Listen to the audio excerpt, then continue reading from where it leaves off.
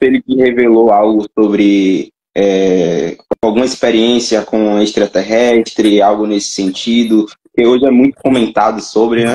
Então, em algum momento ele te revelou algo, alguma experiência pessoal dele, algo nesse sentido? Olha, amigo, muitos casos que ele me contou nos anos 80, eu lamento de não ter registrado, porque não imaginava que eu iria escrever algo. Nunca me imaginei com a competência necessária para escrever alguma coisa sobre o Chico. Esse interesse veio em 2008, no primeiro encontro nacional dos amigos do Chico. Eu vi tantos amigos do Chico falando do Chico que eu pensei, John, você também pode dizer alguma coisa sobre ele. E vou estar falando, esse é um assunto que eu nunca tive muito interesse. Extraterrestres, objetos voadores não identificados, respeito. Tem muita gente séria trabalhando nesse assunto, mas nunca foi pauta dos meus assuntos. Eu sou um historiador sem carteirinha. Eu sou um historiador sem carteirinha. Mas, em respeito à memória do Chico, eu estou colocando um episódio curioso. E estou deixando claro para o leitor que se eu tivesse na condição de leitor da minha obra, eu também ia duvidar. Então, eu estou deixando para o leitor, falei assim, vocês podem duvidar, porque eu também duvidaria.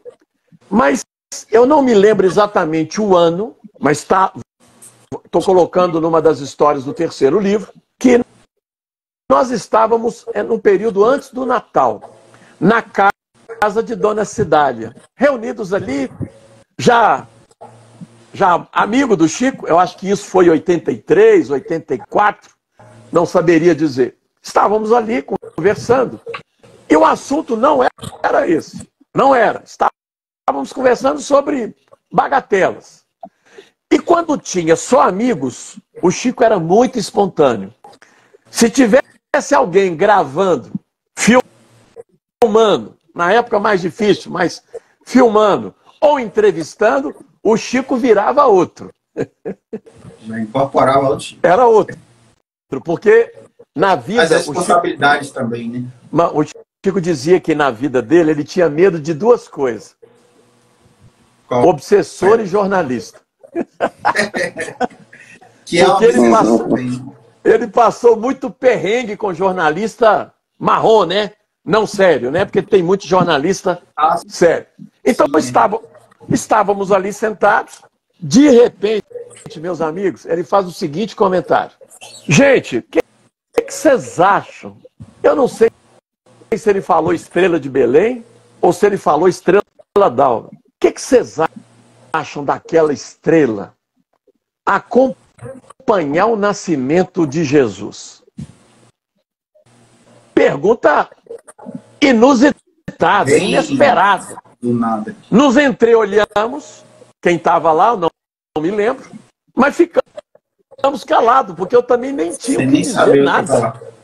Eu ia falar, será que é um cometa, né? Me deu vontade de falar, Chico, deve ser um cometa, uma coisa assim. Ficamos calados. E ele continuou. Vou dizer uma coisa para vocês. E destacou. Quem está dizendo aqui sou eu. Não é Emanuel que está me falando, não. É a minha opinião. Destacou. Para mim, aquele objeto, aquela estrela, é um objeto voador que veio fiscalizar o nascimento do Cristo. Eu falei, eu sinceramente, partindo do Chico, eu falei, gente, o que é isso?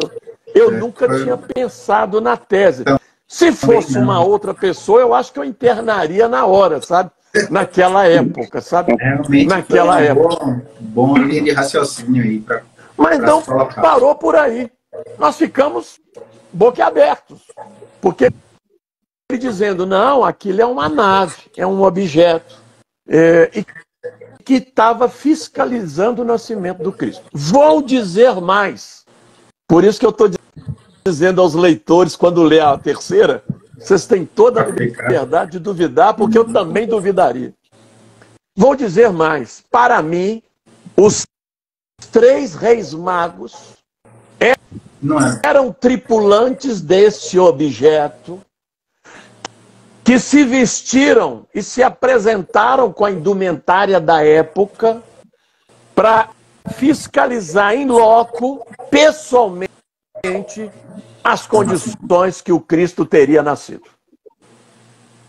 Gente, algo assim... Vai abrir muita discussão isso aí, viu? Até olha, no meio dos ufólogos aí vai... Olha, eu fiquei boquiaberto.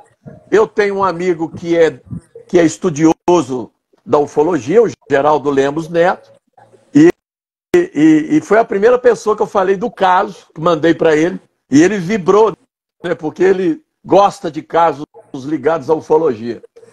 E não ficou por aí, meus amigos. Não ficou por aí. Fomos embora para casa. Eu saí dali com a cabeça explodindo.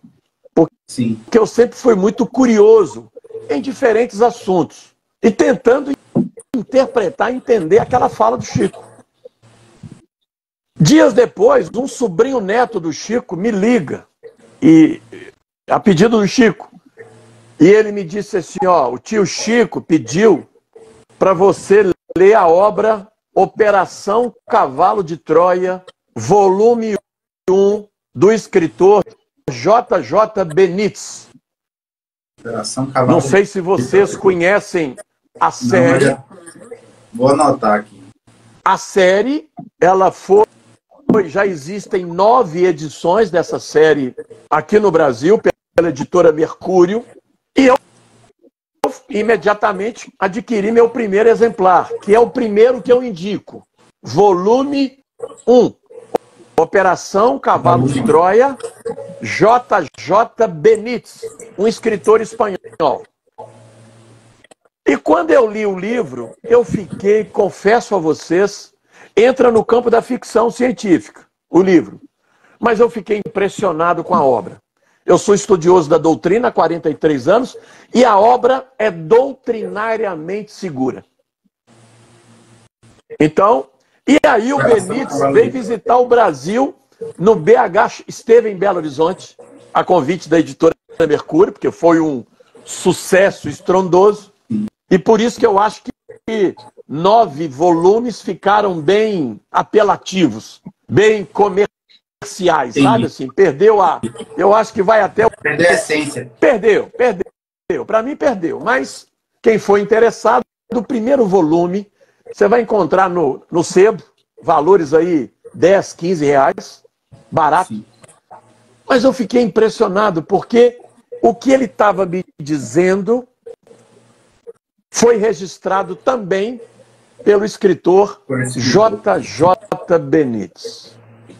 Eu cheguei ao cúmulo de pedir uma amiga que escrevia em inglês e falava inglês para escrever para o Steven Spielberg.